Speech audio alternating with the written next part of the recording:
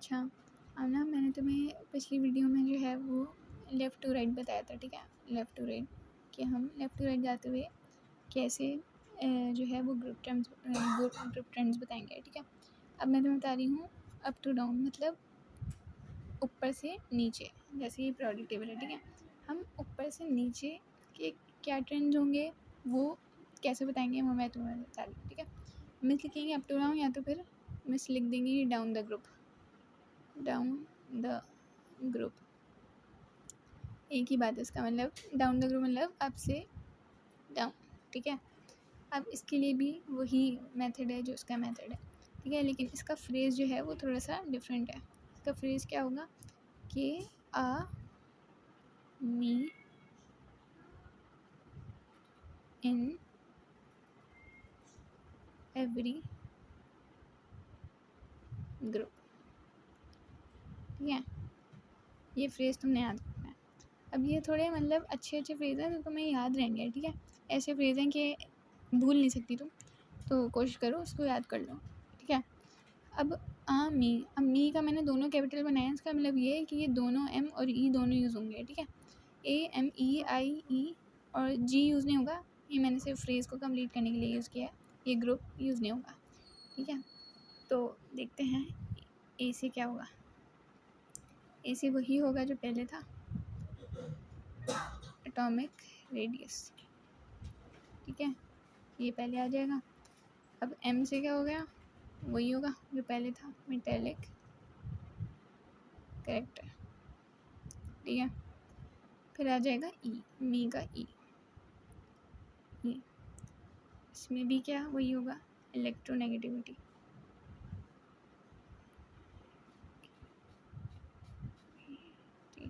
ठीक है?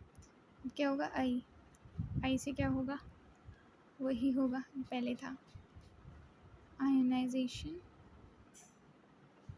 एनर्जी, ठीक है? अब ई से होगा, ई से क्या होगा, ई से हुआ जो पहले था, इलेक्ट्रॉन एफिनिटी, ठीक है? इसमें तकरीबन सेम सारे वही हैं, ठीक है? अब लेकिन ऑर्डर डिफरेंट है, ठीक है? अब क्या करना है, अब हमें ये पता लगाना है कि ये इंक्रीज़ होंगे या डिक्रीज़, जैसे हमने इसमें लगाया था वैसे ही हम इसमें लगाएंगे। तो अब down the group atomic radius जो है वो हमेशा इंक्रीज़ करेगा, ठीक है? बिल्कुल ऑपोजिट उसका, वो लेफ़्ट से राइट डिक्रीज़ हो रहा था एटॉमिक रेडियस, अब डाउन द ग्रुप जो होगा अप से डाउन जो होगा वो इंक्रीज़ होगा, ठीक है?